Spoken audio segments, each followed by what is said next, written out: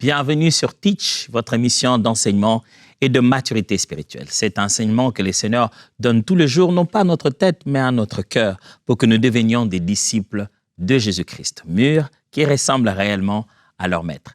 Ça va faire maintenant la deuxième semaine que nous nous sommes concentrés sur ce sujet appelé « Devenir des guerriers dans le combat spirituel ». On apprend tout plein de choses au sujet du combat spirituel. Aujourd'hui, nous allons nous concentrer sur cette question. Existe-t-il réellement des règles dans le combat spirituel? C'est un combat. Il doit y avoir des règles, il doit y avoir des vérités que l'on doit connaître pour savoir comment ça fonctionne. Et j'aimerais qu'on puisse ensemble découvrir ces règles qui régissent le combat entre les deux royaumes et en particulier dans la vie d'un chrétien, dans la vie d'un enfant de Dieu. Alors, let's teach. Grandissons ensemble. Je ne cesse de nous rappeler que lorsqu'il est question de guerre, question de combat entre les deux royaumes, il y a d'abord l'affaire de deux camps en opposition, il y a certainement les armes, et il y a le lieu où a lieu, je devrais dire, ce combat, et il y a aussi les règles, et enfin l'arbitre. Mais les lieux où a lieu ce combat, on en a parlé. Qui est l'adversaire? On en a parlé. Maintenant, les armes qui sont utilisées, on en a parlé. Maintenant, on veut parler des règles. S'il en existe, quelles seraient des règles? Vous savez bien qu'en ce peu de temps, il serait presque impossible que vous et moi puissions parler de toutes les règles qui puissent exister dans la Bible. Mais aujourd'hui, permettez-moi de partager 3 grandes règles importantes que vous devez absolument savoir dans votre vie de gagnant et de vainqueur dans le combat spirituel. Voici la première règle. C'est la règle de la cause de la malédiction. La cause de la malédiction. Qu'est-ce qu'est la malédiction? La malédiction est l'inverse de la bénédiction. La malédiction n'existe pas par elle-même. C'est l'inverse de la malédiction et n'arrive qu'avec une cause. La malédiction n'est pas une chose que l'ennemi a créée. Ce n'est pas Satan qui a créé la malédiction. Non, non, non.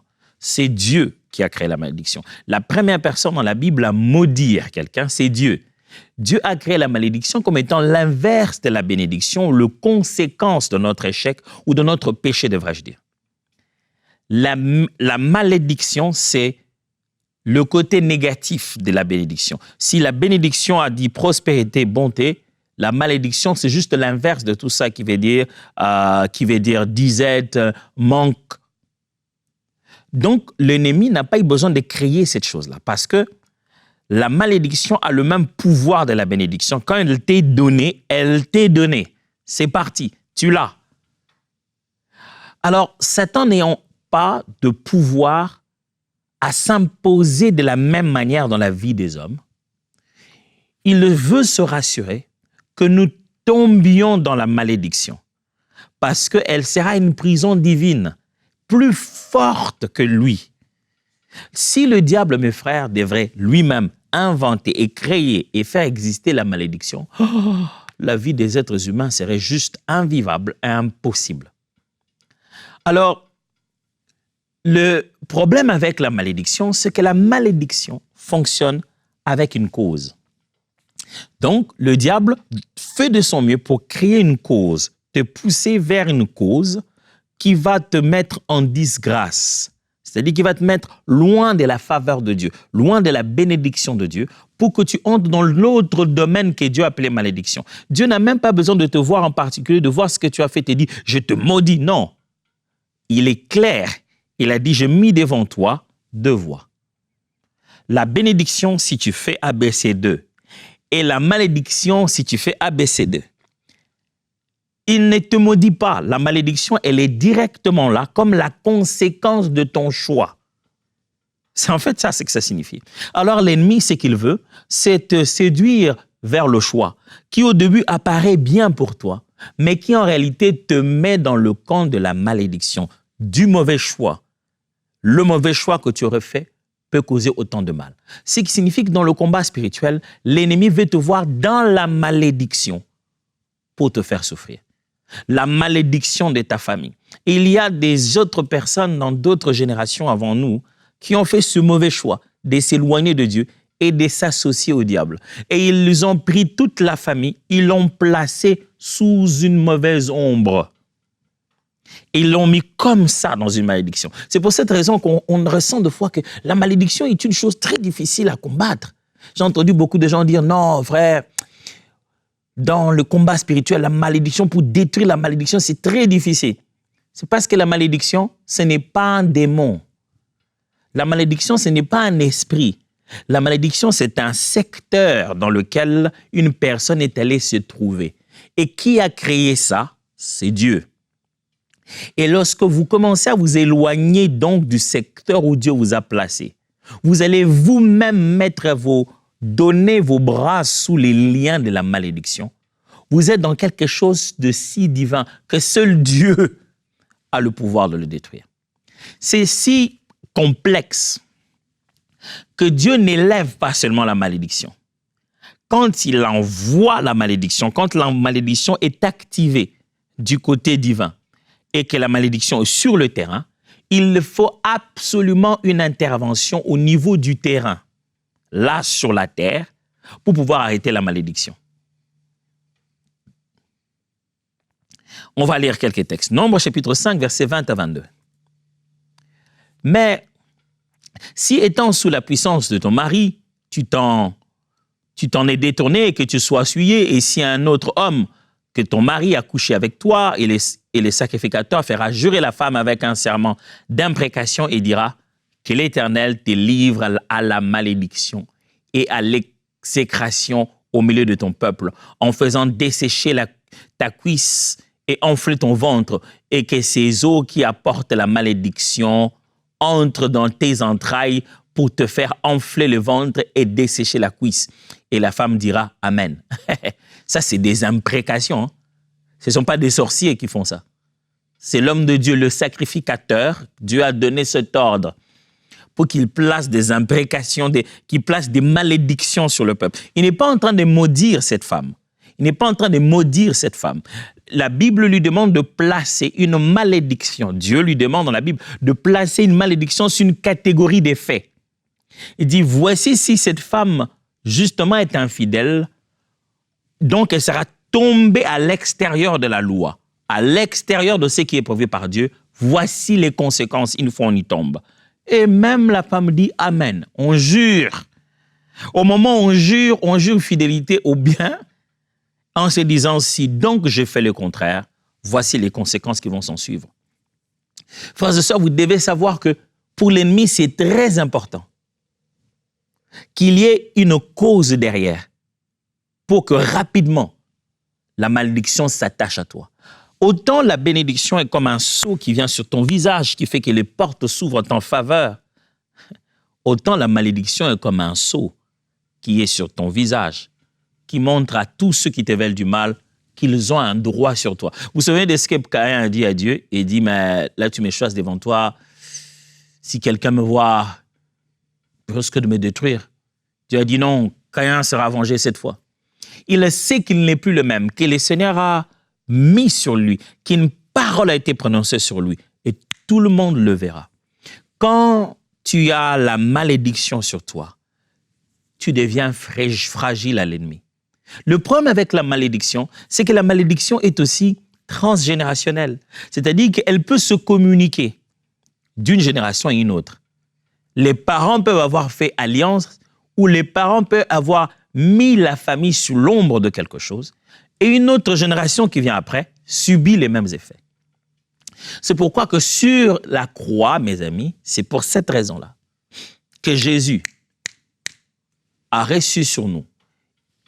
Il a reçu sur lui, la Bible dit, il a porté sur lui l'iniquité de nous tous. Dieu, une fois que malédiction est sur la terre, je répète, il n'essaie pas de retirer malédiction comme ça. Non. La règle pour arrêter la malédiction lorsqu'elle est sur la terre, la règle biblique, c'est l'effusion de sang, c'est le sacrifice. Je vous donne deux exemples qui vont bien vous rafraîchir la mémoire. Dans le livre de Chroniques, vous vous souvenez, en Chronique chapitre 21, il arrive que David, voilà, il prend cette folie de faire le dénombrement excité par Satan. Tout commence par là. La Bible dit, Satan s'éleva contre Israël, incitant David à faire le dénombrement. N'oubliez pas, à l'origine, pour que Dieu se mette à frapper, celui qui a incité le diable, qui a incité plutôt David, c'est Satan. Satan dit ceci, je veux avoir David, mais le coin où je peux le mieux avoir, c'est quand il sort de la faveur de Dieu. Là, c'est ça les règles de combat. C'est lui qui te fait faire la cause vers la malédiction, te fragilise. Quand tu es dans la cause, tu deviens fragile à la malédiction. Je vais répéter. Quand tu es dans la cause, tu deviens fragile à la malédiction et fragile aux attaques du diable. Et donc, c'est ce que le diable fait. Il en lance la cause, yep, David attrape. Ah, mais David, tu sais, tu es un grand roi, hein? Quand même. Tu as beaucoup de gens, tu en as combien déjà? Les idées viennent dans la tête de David et David oublie que ce n'est pas lui le berger du peuple, que c'est l'Éternel qui est le berger. Boum, Dieu est fâché. Le diable sait que s'il change à Dieu d'attitude vis-à-vis de toi, toi, tu deviens fragile. Dieu est fâché contre David, qu'est-ce qu'il dit? Bah, c'est à toi maintenant appartient le peuple. Le général de David lui a pourtant refusé ça. Il dit non, mais David, pourquoi tu as besoin de ça? Il savait que c'était une mauvaise chose à faire. Lorsque Dieu a envoyé l'ange pour détruire, l'ange a commencé à détruire, à tuer. Il fallait retirer l'ange. Écoute ce que Dieu dit. Au lieu de dire juste, ça suffit, reviens. Non. Comme il en était à l'époque en Égypte, la seule chose qui pouvait empêcher à l'ange de pouvoir toucher où que ce soit, c'était le sacrifice. Qu'est-ce qui se passe? Dieu lui dit, le prophète vient. Dieu a pardonné, c'est bon, il va arrêter. Au lieu juste de dire à l'ange, reviens, il envoie le prophète. Le prophète vient voir David, il lui dit, écoute, voilà l'instruction divine, on va aller du côté où vient l'ange de la destruction, à l'ère d'Ornan. Ornan, un homme qui avait son aire, un genre de grand champ. Il dit, on va aller là-bas et on va offrir un sacrifice. David arrive. Ornan voit que c'est le roi, bien sûr. Il dit, on a besoin de ton champ, on a besoin de cet endroit, il faut offrir un sacrifice. Il dit, oui, allez-y, prenez-le. C'est là que se trouve cette fameuse phrase qu'on répète souvent à l'église. David lui dit, je ne peux pas offrir à Dieu une chose qui est gratuite. Je dois en payer le prix. Heureusement pour lui, il a payé le prix pour ça. Il a acheté cet endroit et il y a offert un sacrifice. Et cet endroit est devenu comme une ligne toute tracée qui a fait que l'ange qui était en train de détruire arrivait en ayant vu le signe, poum, et s'est arrêté. Exactement comme à l'époque de Moïse, l'ange qui était en train de détruire dans les maisons des Israélites, plutôt dans les maisons des Égyptiens, quand il arrivait devant une maison d'Israélites, il n'y touchait pas. La Bible dit, il passait outre. C'est pour ça que Jésus est mort à la croix, pour que nous fêtions ce que nous appelons aujourd'hui la Pâque, la fête où la malédiction passe outre. Quand ça arrive à ton tour, ça voit qu'il y a un sang qui a été versé pour toi, qui se tient sur le linteau de ta porte. Boum, ça passe outre. C'est ça, la grande règle de la malédiction. Même lorsqu'il y avait une cause, si le prix du sang est payé, ce sang est fort et parle plus fort. Lorsque la malédiction arrive, elle ne touche pas.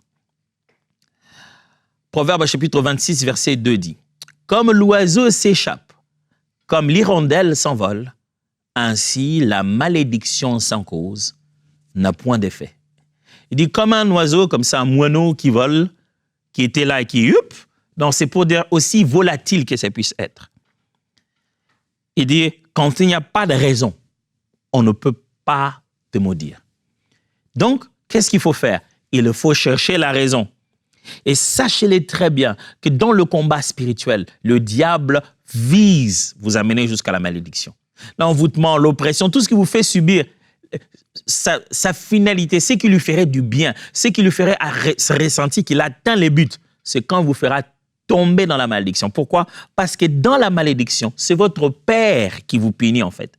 Et pour lui, le plus grand plaisir, c'est que l'homme soit puni par Dieu lui-même qui en est le juge. C'est pourquoi il s'appelle accusateur. Ce n'est pas parce qu'il amène la punition, parce qu'il vient à la cour pour que le juge qui fait dire la loi vous punisse.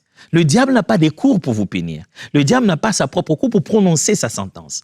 Il doit vous trouver un moyen de créer une cause pour que ça donne de la sentence. Ça lui donne le droit de prononcer une sentence. Lorsqu'un avocat vient pour un avocat d'une partie, vient et qu'il est en train de parler pour qu'on puisse vous emprisonner pour 10 ans, 20 ans de prison, ce n'est pas lui qui invente cette sentence. C'est lié à la gravité de votre problème. Alors, quand le diable te veut 20 ans de prison, il veut se rassurer que tu as commis ça. Gloire soit rendue à Dieu à cause de Jésus-Christ, que lui est allé mort à la croix pour nous,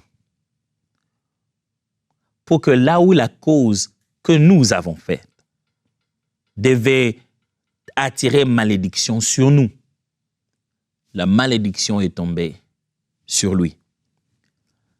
Mais il accorde ça seulement à ceux qui croient, qui savent qu'il l'a fait pour eux. C'est pourquoi, mon frère, ma sœur, il n'y a pas d'abri dans ce combat. Il n'y a pas de troisième camp. Il n'y a que deux camps. Soit tu es avec Christ, soit tu es perdu quelque part et tu as besoin de Jésus-Christ.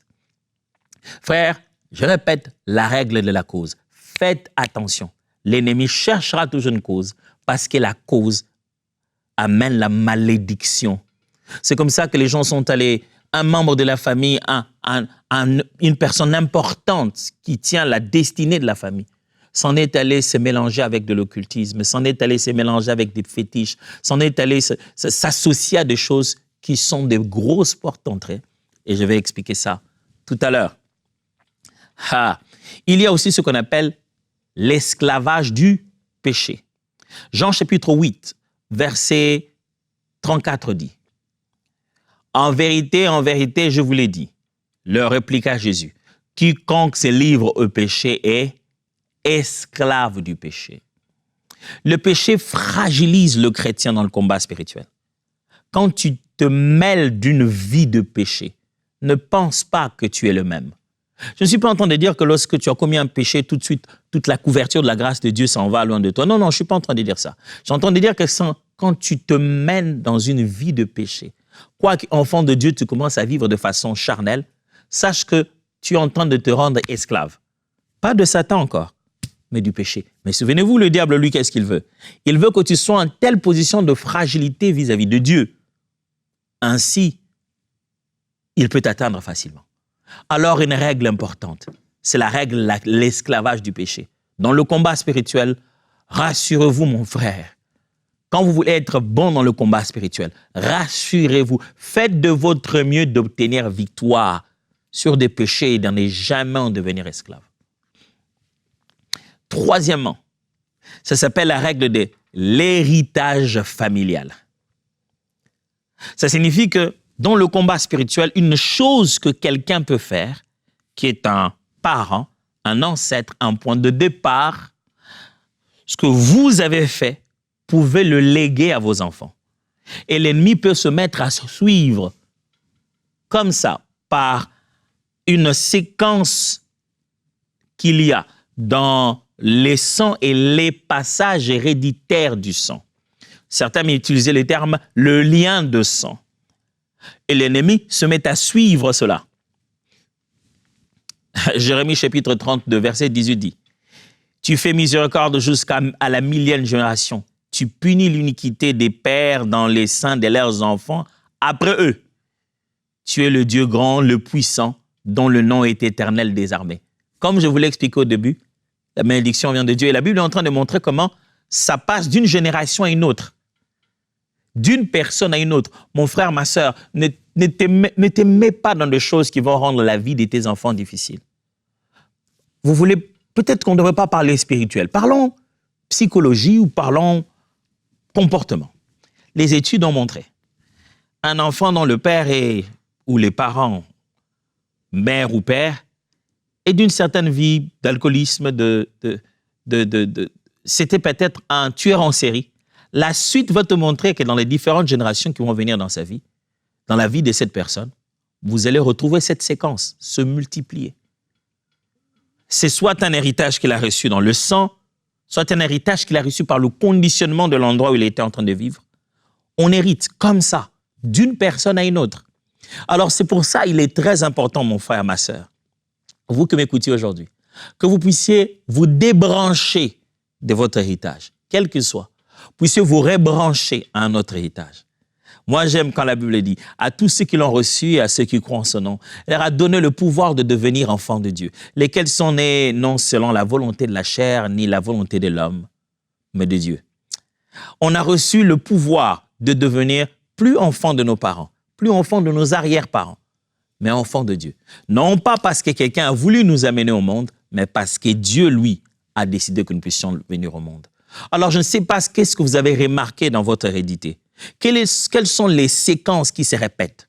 Quelqu'un s'est éloigné du Seigneur au point d'aller, il est tombé dans les choses qui constituent la malédiction. Il s'est associé à des choses spirituelles et il a développé certaines choses. Je sais pas, ça va au-delà de l'hérédité. Quelque chose est en train de consumer votre famille et ça vient d'ailleurs, ça vient de loin. Ça vient de quelqu'un qui a commencé ça. Voici la bonne nouvelle. Il est possible de s'en débarrasser, de s'en détacher pour toujours, d'être de la même famille, mais il n'y a rien de commun dans ce domaine-là, parce que vous avez été rachetés par le précieux sang de Jésus-Christ. Mais faites attention, dans le combat spirituel, il existe la règle de l'hérédité, de l'héritage familial.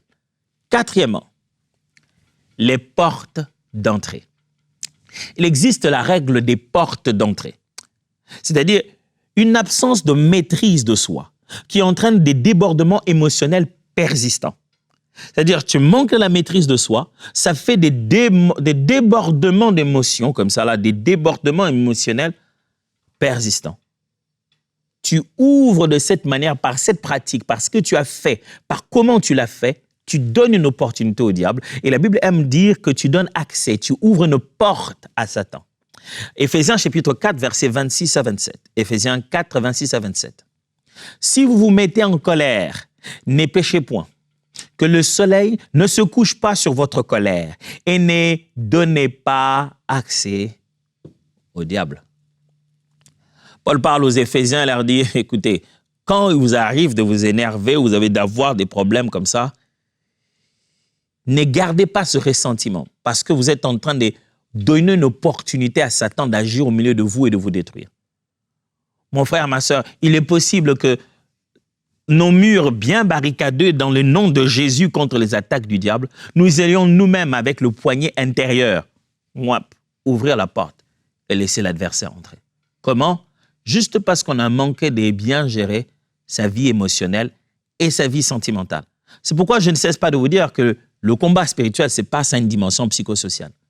Qu'on vous énerve, qu'on crie, que vous fassiez quoi que ce soit, sachez mettre vos émotions sous contrôle. Et je l'ai déjà dit dans l'une des émissions, exceptionnel combien était Jésus, qui s'effâche, qui s'énerve, qui tient entre ses mains le fouet et qui se met à frapper. Après avoir fini de frapper, étonnant, après avoir chassé les gens, étonnant, la minute qui suit, on lui amena les malades et il les guérit. Il a su exprimer le cœur de Dieu même dans ses émotions.